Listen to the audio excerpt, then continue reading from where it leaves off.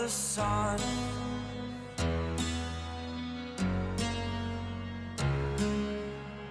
To dream, believe in strength, now I'm the only one. Only one.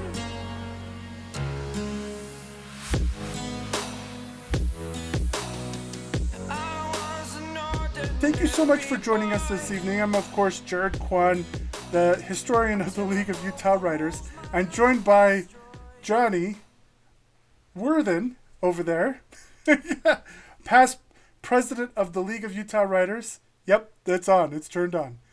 There you go. Past president, former writer of the year, chapter vice president, writer, author, award-winning author of many works. Thank you so much for joining me this evening. Thanks for having me. It's nice to be here. Hello. Excellent. Now we've talked about a lot of things over the last couple of interviews.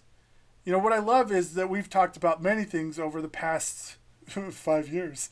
I mean, we've had many discussions, which I love because I have insight into your brain a little bit that most people don't have those secrets to. I know where the bodies are buried. I know I know the secret. I know what's buried in Grant's tomb. No, so the key here is, of course, we want to talk a little bit more about the leadership part. But one of the things that we had talked about after the last interview, I had the opportunity, of course, to interview Amanda, and she had talked about the division in the league when chapters left the League of Utah Writers. Yeah, I saw that, and she's extraordinary. Amanda's extraordinary. One of the reasons why I'm here, I think. Yeah, I mean, that was something I was tiptoeing around in my last two interviews. When I talked about there was some trouble, this was it. That was it. Now, I didn't know what was happening. If you remember, I said that one of the things that got me involved in the league and the Monkeys chapter was a bad experience with another organization. And as I also said, I tried to, I joined the league. I joined other members. I joined these things. And although I wasn't there in the room when Amanda went through her board meeting from hell, the fallout was pretty clear. And I recognized, and I didn't understand, I still don't understand what it was, but I just wanted to get along, to go along. And I, stayed with the league, of course, because the league's doing good things. And this other organization started, and they took all of Utah County, which is just like, why? You could belong to multiple groups. There's no rule that says you can't. Why are you doing this? And it was, and it really, and I had known these people longer than I'd known the league, some of them. So I kind of stayed with them. I shared a publisher at this point with one of them. And so it was, riding both. And, oh boy, yeah, this was a tough part. And it didn't sit right. And I tried to figure it out. And, I go into all the meetings, and this group was new. And, there's always that honeymoon when you first start something new, whether it's a new restaurant, a new book, or a new something. There's that honeymoon period where you have all this energy. And so it was brimming with energy, and the writing was on the wall because these are people that don't get along with other people. They don't play well with others. And it was only a matter of time, I suspect, that the whole thing imploded. It was, I wasn't there for the implosion per se. I was there for one of the meetings where it did finally collapse. Where actually I was kicked out of the meeting. I was kicked out of their organization. And I'm not even sure why. I think it was, I forgot what reason they gave. Oh, I remember what it was. They were very upset at that we had chosen to do a booth together. Some of the authors had chosen to do a booth at Comic-Con, or was it FanX? The same thing.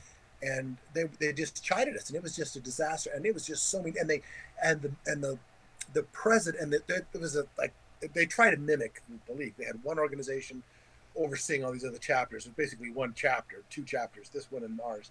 And they took our president of our chapter and just just wrung her out, bawled her out, just humiliated her, and it was ugly. She left, they left. I was happy to be gone. That was it. We left. What the hell's going on? And you know, I'd had enough of that. It was only a matter of time after that that even the people who had seen through that had just imploded. I don't know. Some people are just that way.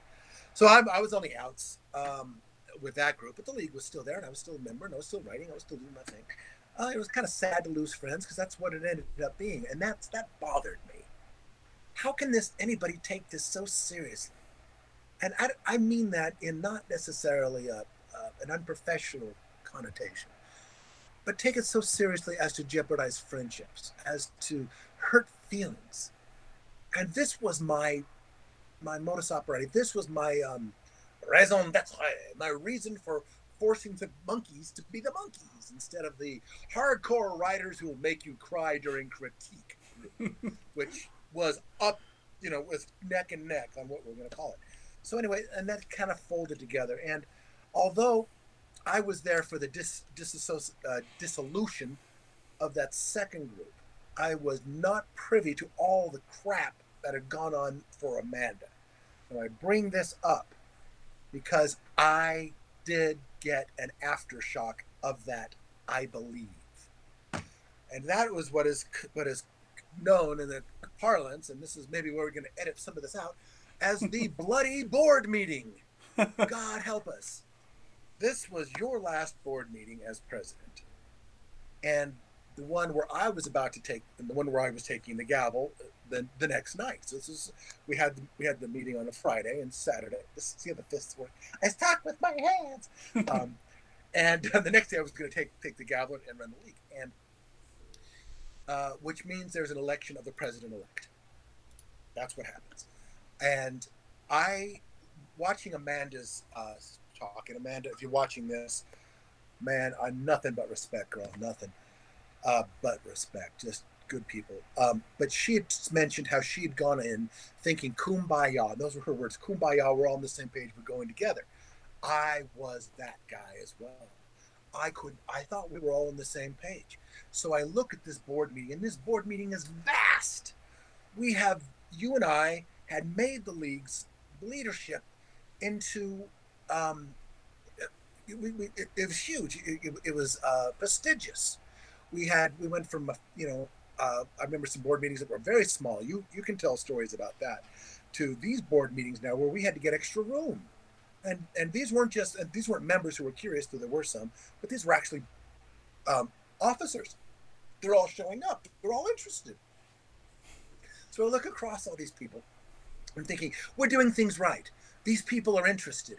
These people are active. These people are energetic. We're all going forward. We have this great idea. They like what we're doing. We're going to do this. We're taking us into the future. We're increasing membership. We're increasing opportunities. All of this is happening. No, we weren't all on board. No, and it wasn't the case. And and when it came up,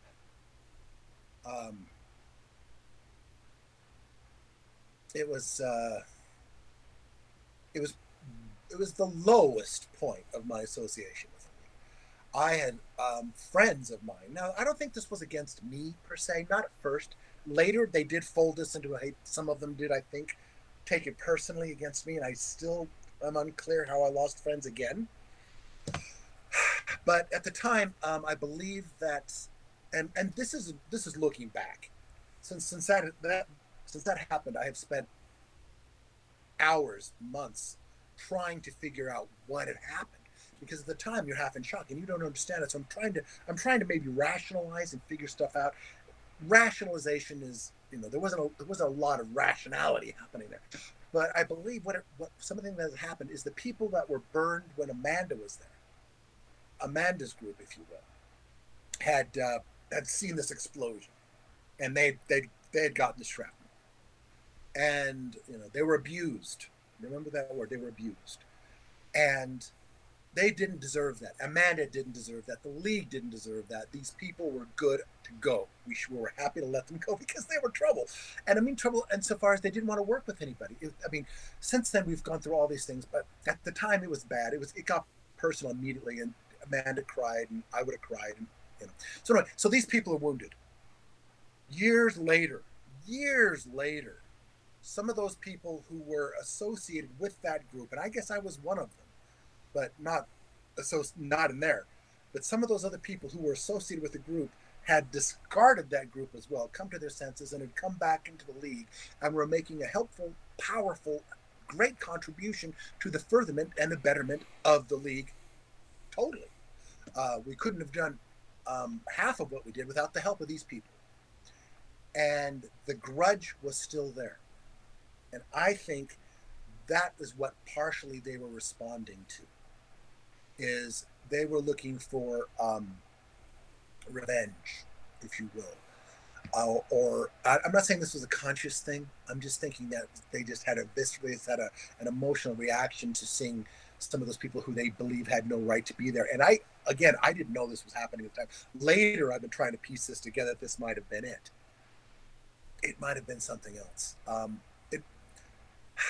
Since this was actually at the beginning of what is called, when we're first learning what the culture war is, which we're recording this today on Monday, November 2nd, 2020, which is significant because tomorrow is the election. Tomorrow is Trump against Biden, and this has got the entire country in a stress ball. And what I had gone through with that, what we had all gone through, because it was traumatic for the entire group, and all of us who were just thinking we were in a group of friends and allies suddenly felt betrayed, and tempers rose, and we say that bad forms of communication were employed. But I think part of it was the culture war. Some of the stuff that came out was just terrifying to me. It was little, anyway. So that was the bloody board meeting, and I don't know. So and to me, it was stood against every single thing that I wanted the league to be, because although I wanted the league to expand, I wanted the league to have a conference that was world class, like the ones that I had fallen in love with in other places, but locally, because I knew we could do it. I knew we had the energy. I knew we had the brains. I knew we had the positioning. I wanted Writers of the Year to continue to be Writers of the Year and proud of it. I wanted our awards to be because I'd won a few. It was very selfish. I wanted the awards to be, oh, you won a quill. Damn, son. I want you to own my house. That kind of thing. So all that was happening. But it's not how it happened. Not there, but that crushed me. Because what I was always trying to do was inclusion. Always giving everybody the benefit of the doubt. And I've had for a while been working under the assumption of something called Hanlon's razor. And this is I've unfortunately run into this more often. And often I have to use it in my own defense more than anything, because people during this culture war, or people in general, sometimes can find themselves offended and angry when nothing of the kind was meant. It's a misunderstanding. Hanlon's razor says, never ascribe to malice that which can be ascribed to ignorance or stupidity. It was a mistake. And yet rumors were spreading. I don't know what was going on. And it didn't end there. And I wish it would have, Jared. I think that would have, had it ended there, it would have been okay, but it continued. And it was a very, and future leaders know this was a very small proportion of who the league was. Tiny. Even in that room, they were tiny. And the troublemakers, I mean, and that, and it taught us some things. It shook us up. I didn't get any sleep that night. I was very upset. I had to, somebody, a friend of mine, talked me into not quitting the league the next morning because I was so upset. I said, who are these people? Don't you know we're trying? I mean, the thing is you got to remember, this is a volunteer organization. I was aware of that. But in order to jeopardize friendships and hurt feelings when people are, honestly, everybody is just trying to do their best. And that is always enough. It should be. Um, that's, I mean, we do the best we can with the tools we have. That's true. That's all we ever do. And in order to come down and just, assume that there's evil happening or prejudice or something, no, communicate. So anyway, so that happened. But what it did do is some of the good things that happened out of that were I'm kidding. No, we did learn how to. that was a good joke. We did bring in Robert's Rules of Order, which has made all the difference in the world, because now the talking over people isn't happening anymore, and everybody gets their say, and it's much more organized and much more respectful, and people can't be shouted down, which was one of the things that was most offensive. Right, or bullied. Right. Or No, bullied. that's one of the things I think was most interesting is. And I was on the same page as Amanda as well when I went into because I had been in several board meetings at that point. I didn't think that was something that was really needed, because board meetings had been really respectful, and things can get out of hand very quickly, and it's either pride or perspective or emotion or defensive. People get very they start to gain a visceral reaction to other people's responses, and then it could spin out of control very quickly. And I learned that last night as president of the league. I learned, how quickly that could slip out from under your control. I was in the same place. I thought everybody was gonna see, like they understood what was trying to happen. That we wanted the best because we love the league so much, and we love its history and all the things that and what the people have brought before us. The best way to honor it is to build on it and do what you could to make it better, not just to let it stand idle and let it kind of idle out into wherever it could go from there. I've seen organizations do that, tragically. I've seen many organizations that kind of click to idle and then they start to ignore, and then it becomes it loses not only its luster but its greatness. And we were very passionate. We were very passionate going into it, very confident, and I definitely know that things didn't go quite the way that we had expected. Quite the way is a subtle way of putting it. But yeah, what was nice was that all those people, the bulk of those people, the majority of those people who attended that meeting, on either side of debate and discussion, attended future meetings, board meetings. They were still able to go to the same rooms, still be able to talk to each other, still be friends on Facebook, even though some people weren't friends like they were before. It's that what I loved about the organization and about the respect that everybody had for it in general is that everybody's like, okay, I'm gonna come back to the next board meeting. I'm not gonna quit the league tomorrow, which it could be easy for anybody.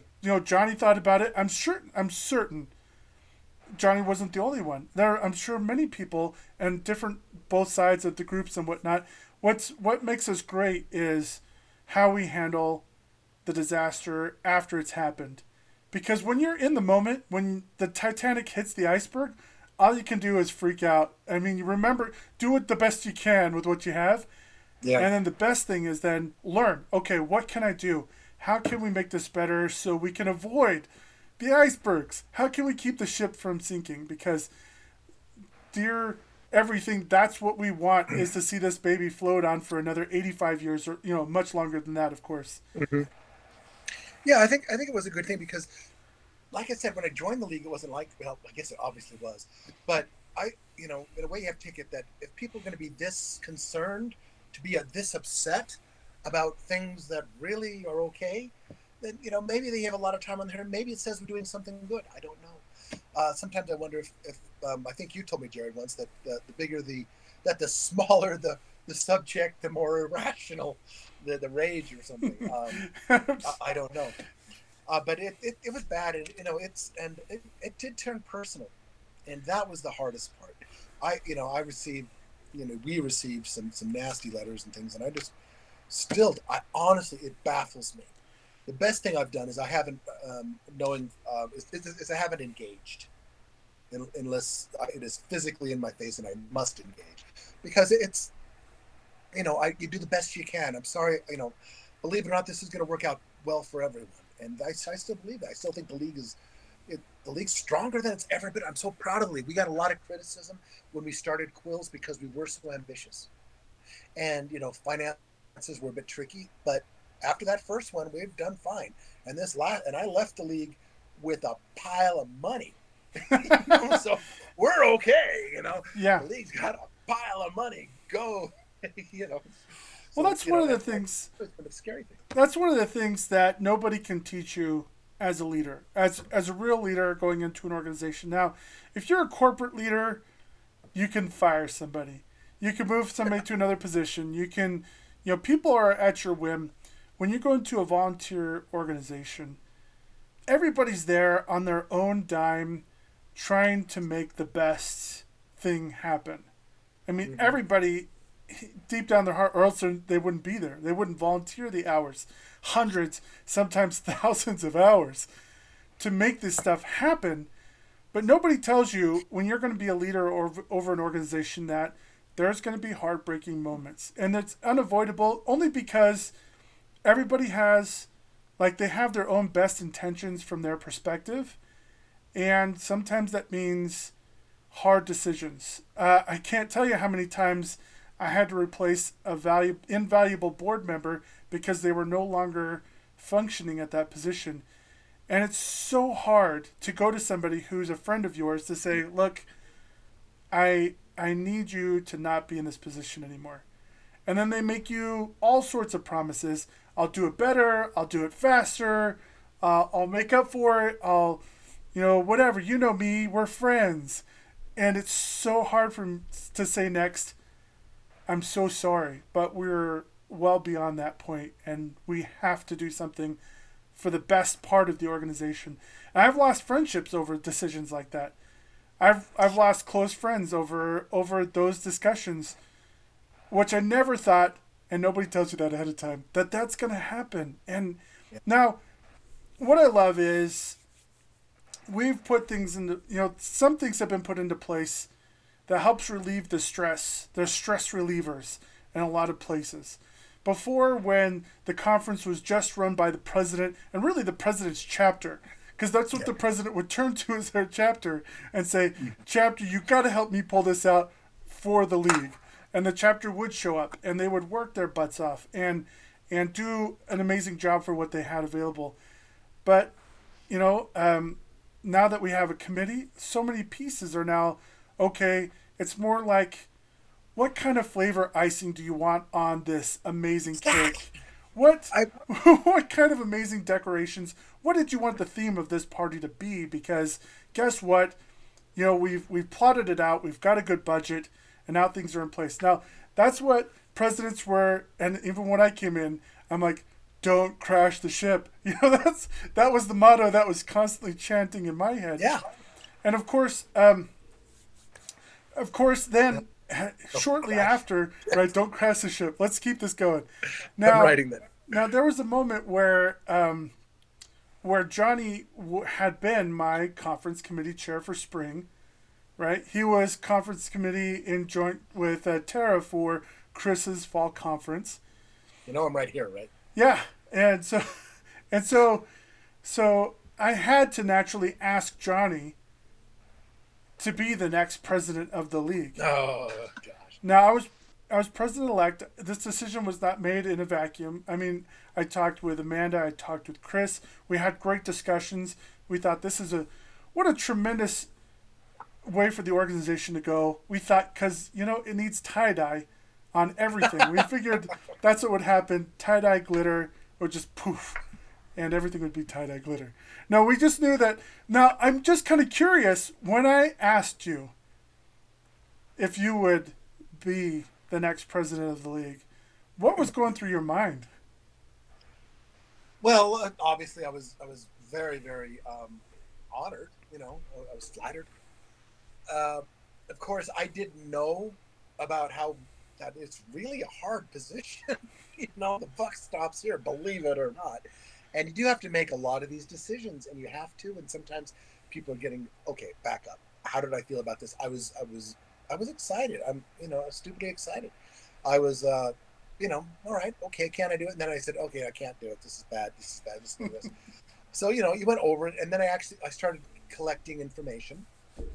I started talking to other past presidents to see if they'd support me, if they thought I could do it, get their get their view of it, and Tim Keller gave me a lot of good advice, and he supported me. So I think Tim's probably, hope he's not mad about it, but he put me over the edge. He made me feel that I could do it.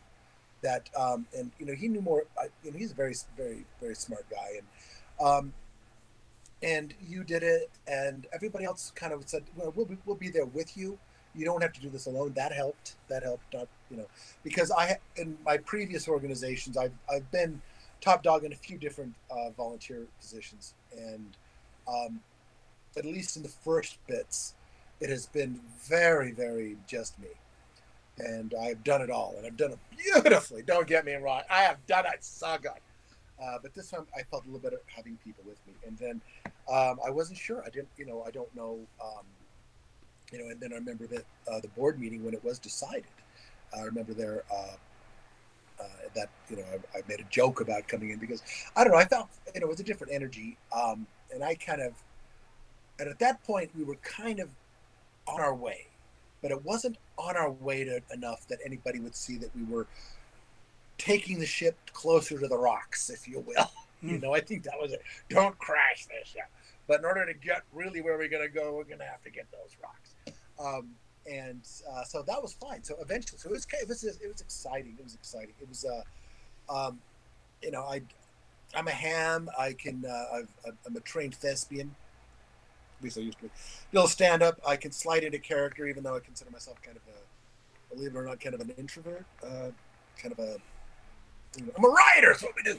So anyway, I felt I was okay. I felt at least I could be a loud mascot, and then I could trade on what little fame I had gathered to increase the league, because as I said, I didn't know the league existed for too long in my career, and it is a great resource and again I say this not just for writers but for humans. I like the human contact. I think that's important. So I was able to fold that into it as all the different conventions I went to. I knew I was going to be traveling out of state to conventions, and I wanted to be an ambassador for that. What better position than this? So it was wonderful. And then of course being by your side, you made it look so easy, Jared. You are just the silkiest smooth leader, and always positive. And um, I despair more than you. So, uh, but again, even when I was president, I still had you. I still had my friends. The core is always there, and that made all the difference. And you know, they a friend will help you bury a body, right? Or talk you off a cliff, and all these things were understood. Again, when I found out that I was going to be actually in the crosshairs and people were going to shoot, that was a surprise. Surprised, and yet I thought it was a. I was glad. I'm still very glad I did it. I think we've done a lot of good things because since then, since our 2 tenures and Chris's and where we started it, um, we have again we have really expanded it. It's I my plan to leave it for John Olson, who's now president, was that he would have as little trouble that I did as possible. But I would smooth it out, that we would have the rules of order in there so that board meeting wouldn't happen again because he was lucky enough not to be in there. And that we would have um, all the pieces functioning to a very adequate degree. There's always some places that still. I mean, I didn't give him the perfect league.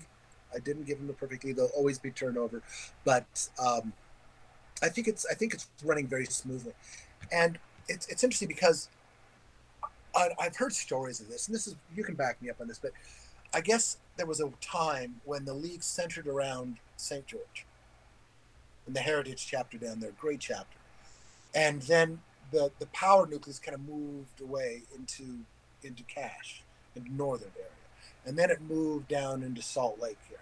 Now it's kind of here now, and I was thinking about why that kind of thing would happen, and it's pretty clear why it happens. And it's one of the strengths, if or idiosyncrasies about the league, is that it, it must flow to where the energy is, and um, it's why you can't burn out on this. It is a volunteer organization. We're all trying to be. Many of us are trying to be professional writers, and so it can impact our careers, and yet we're still willing to give this time. And so we should always allow the energy to carry. Sometimes it's a little, you got to rein it back. Say, no, no, no, we can't. We don't have $50,000. Stephen King is going to have to stay in Maine this week. That kind of thing's happening, but it's still going to have that energy. And even though, and it's great to see the new people coming up who are just so full of ideas, and these are ideas that were unthinkable 4 or 5 years ago.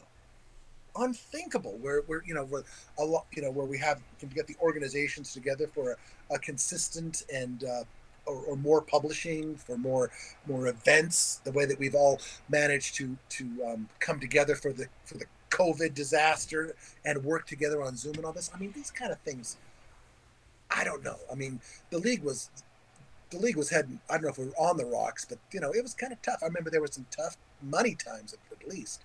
And now we have,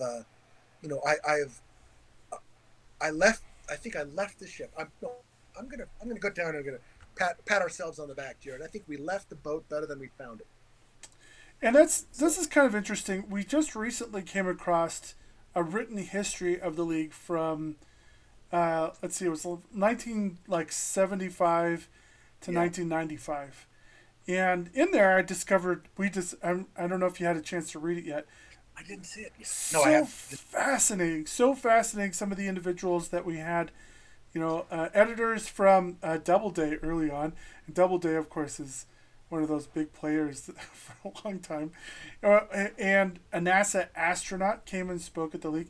I think the league has such a rich history that we've done a good job of honoring it by continuing to produce and do the best that we could for the organization, to keep it on that path so that it's going to keep going regardless. Even if there are some tough times, it's in a great place.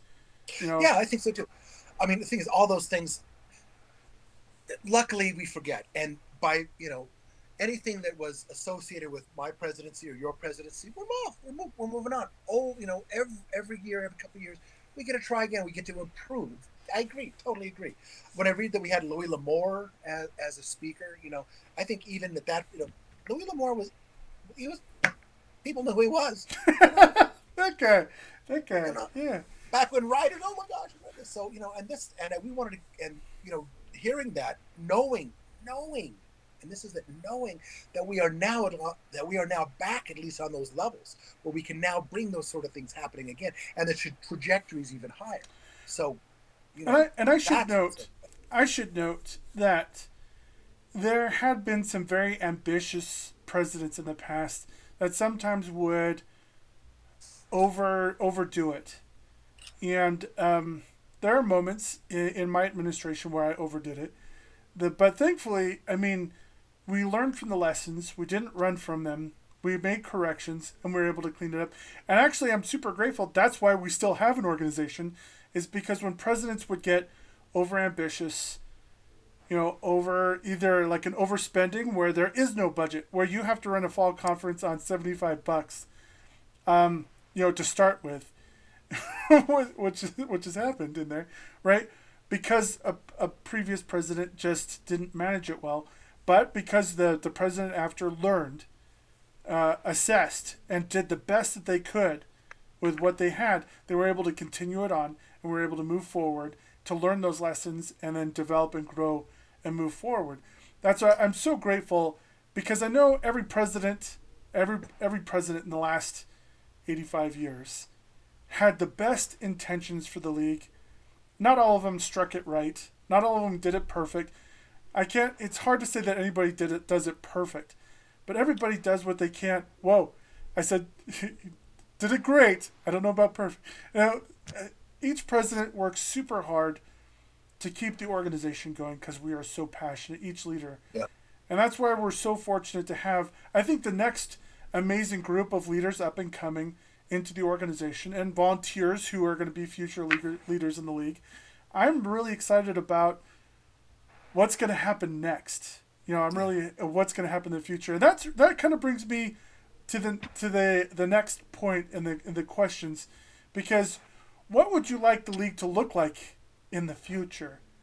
In the year 2000. No, and if we look a little bit farther forward, what if we looked forward 25 years from now? What would you like the league to look like at that point?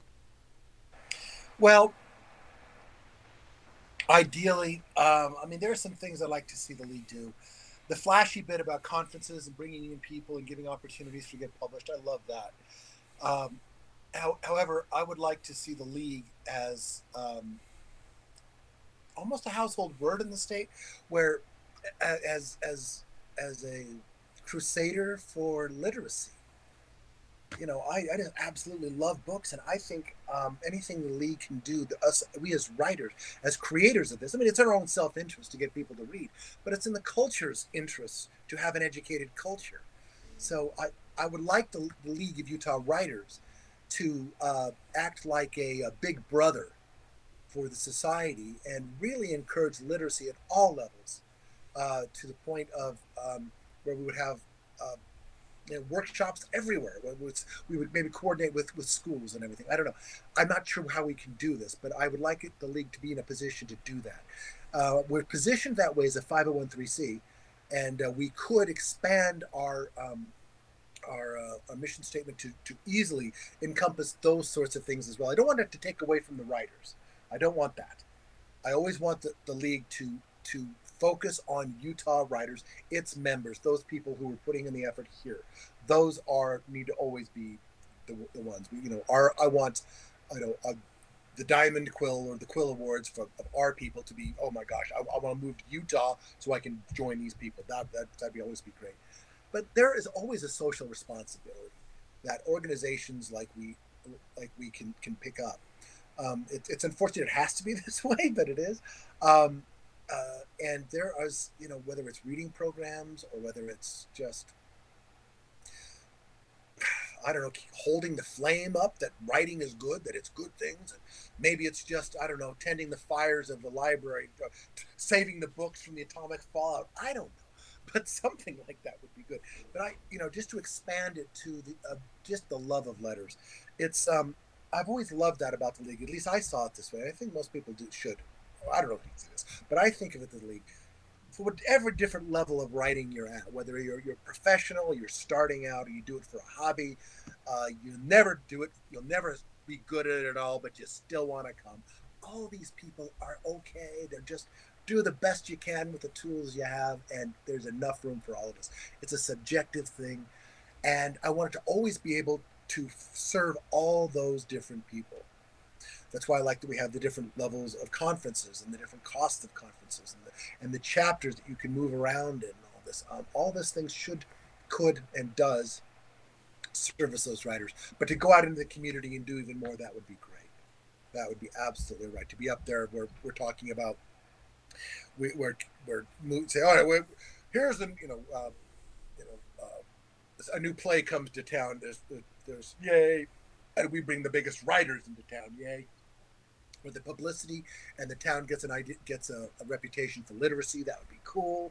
Or the state, and where it'd be a prestigious organization. I don't want to. I think we can leverage that up where we're doing that. I think that would be cool. I think that would be great where the organization is philanthropic as much as anything. Absolutely, I totally agree. The more people we can help in any capacity, the better off everybody is. And that's really true. Well, it's true actually about volunteer work in general. It doesn't have to be the league, right? If you volunteer and you're passionate, you're helping people, you make the whole world and the community better. And that's what our goal is, of course, is to make sure that I would love to see the league do that same thing, have that mission in place and be able to accomplish it easily. Without even trying, without stressing people out. I'd love for those tools to be into place in 25 years where we're looking back and we're sitting on some panel, and somebody says to you, "Hey, have you ever thought about being a president of the league again?" You look over, you look over, and you see all the tools and resources they put into place, and say, "That would be amazing to work with that stuff. That would be so much fun. I would love to have the organization back in that spot." Now it's tough because now when you signed on to be in the leadership of the league, there was one set of rules that guided it, and that's you're president elect, then you're president, then you're past president, and then we decided to go ahead and just go ahead and just throw something into the jam up the works a little bit. What was going through your mind when you found out that your leadership tenure was going to be a little bit longer? First as the president elect, and then your decision to be president for 2 years. Oh no, it was my idea. Because I was there at the beginning of where we came up with the idea, because this already, see, that's one of the things we were trying to do with evolving the league, and it's talking to past presidents and seeing how the learning curve that they've had was tricky. So it was to me, it was an obvious thing to allow the second year. I did not know then, when we first proposed this, that it was not uncommon for presidents to serve much longer tenures. As a matter of fact, I think our Constitution is now truly limiting by only allowing 2. I think, if you go back to earlier days, then 4, 5, 6, 7 years, I don't know, but many times, or presidents again and again and again. But this might be for a smaller group as we're getting bigger, and now that there is more prestige to be in the leadership, and it is. I won't lie, it's pretty prestigious. I dig it. I like writing that. I like being there. I think it was a good idea.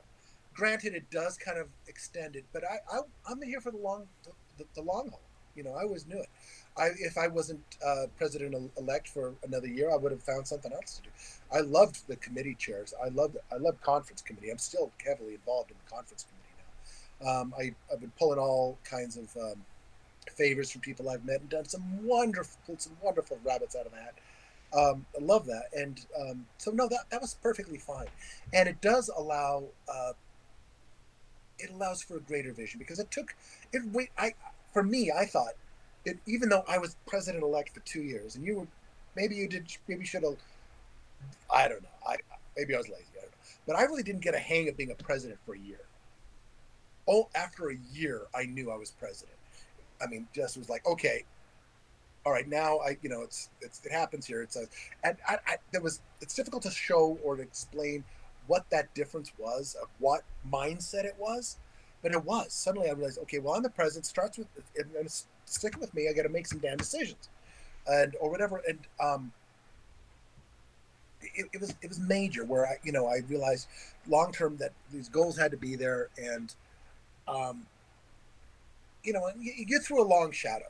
So I basked in it, or cooled off in it, for 2 years as president-elect, and probably for a good 9 months as president.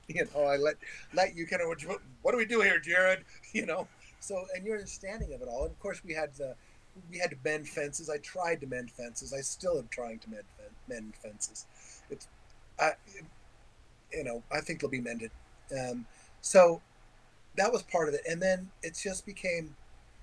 And then coming on the other side of it, where you can, you kind of feel the second year that, all right, well, now what haven't we done? We have, now the clock's ticking. Before it was, don't wreck the ship. The first year is a lot of that. Don't wreck the ship. Don't crash the ship. I like the word crash. Don't crash the ship. And the second one is like, okay, well, now where are we going? Now how can I leave the league better than I found it? I stayed off the rocks. I did it. Yay. So, I think that was a great idea. And I don't know if we want to change it to allow more than that, but I don't know. But then again, it is a different job than it used to be. I don't know if the form the league is taking now is more or less like the league was in 1942 or 1965. I don't know. But I know it's different, and that it's evolved and grown since it did when I joined it in the 2000s. So hallelujah, there it is. So. Yes, absolutely.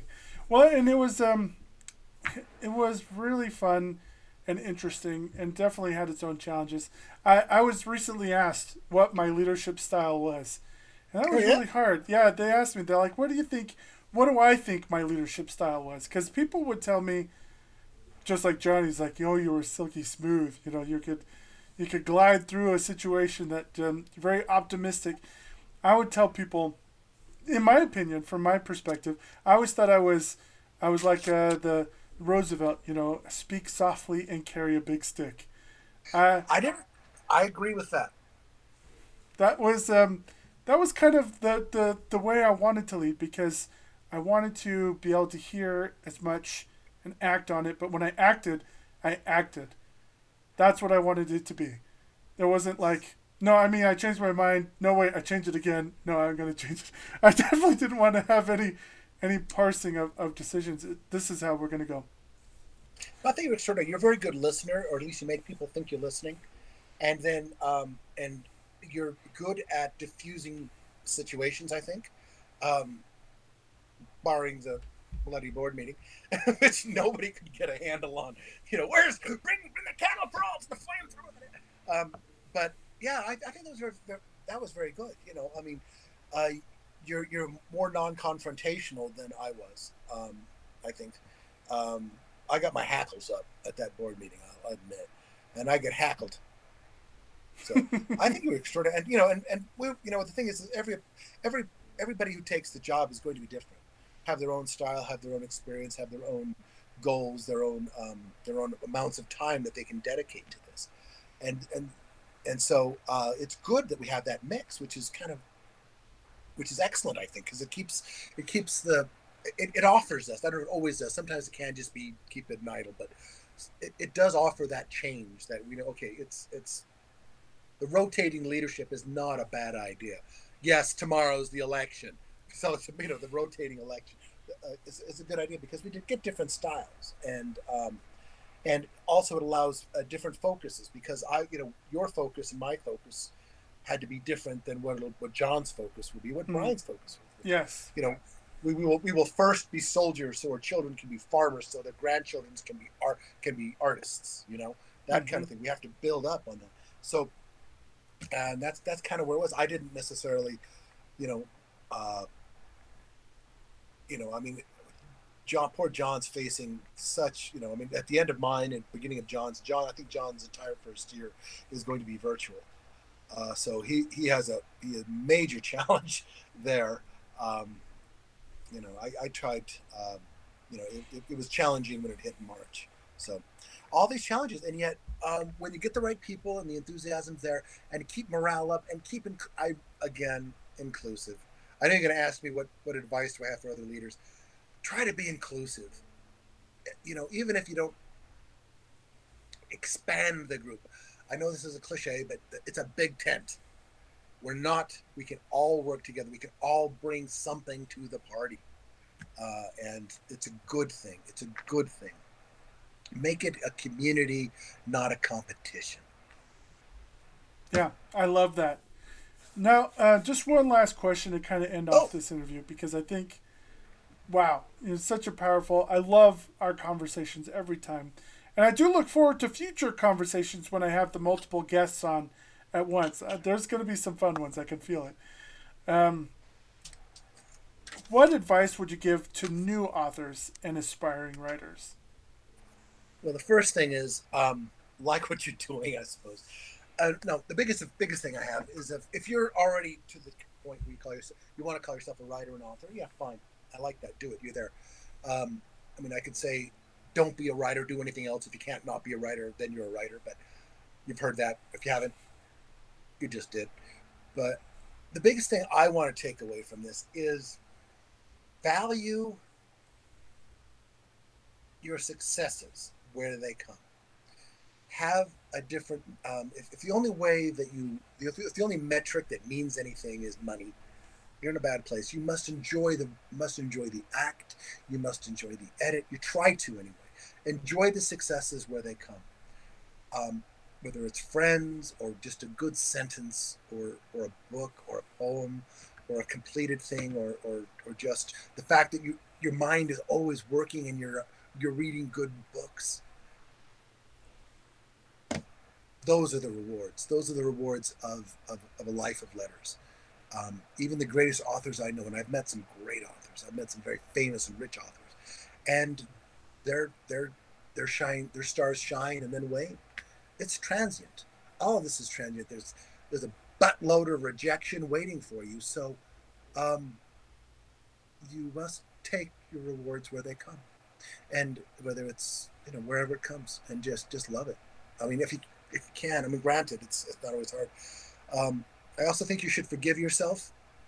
That's something that's difficult sometimes because we get we don't think we're writing well enough, or that, or and try to, I don't know, I guess that'd help. Try to find your own voice if you can, but a lot of these things you'll learn for yourself. But the biggest thing is take rewards where you get them, and appreciate them as you go. I love that. I love that. Such fantastic advice. Well, perfect. Thank you so much, Johnny, for joining me this evening. And of course, you can find Johnny on his website, or he's got books. You can find them many places, depending on what's available via the COVID restrictions. Sometimes libraries, sometimes bookstores, sometimes Amazon, sometimes Comic-Con, maybe virtually. We'll see how this all goes. And I want to thank you, Jared, for the time, and I want to thank you for the effort, and I want to thank the other presidents who are doing this. I'm learning a lot from you guys. Wish we would have had powwows and such. It's so good to know that, in a way, it's the camaraderie of knowing that what I went through, you went through, that you appreciate, that we understand. There is something different here. I recommend it to anyone who has a stomach for it, because service is, again, a reward. I know that sounds so stupid, you socialist pig, but it really is. Anyway, thank you for doing this, Jared. Thank you, League of Utah Writers. Thank you, future writers, or people looking at this and they're wondering, what's tie-dye? What's he wearing? All right. Bye, everyone. Was wrong.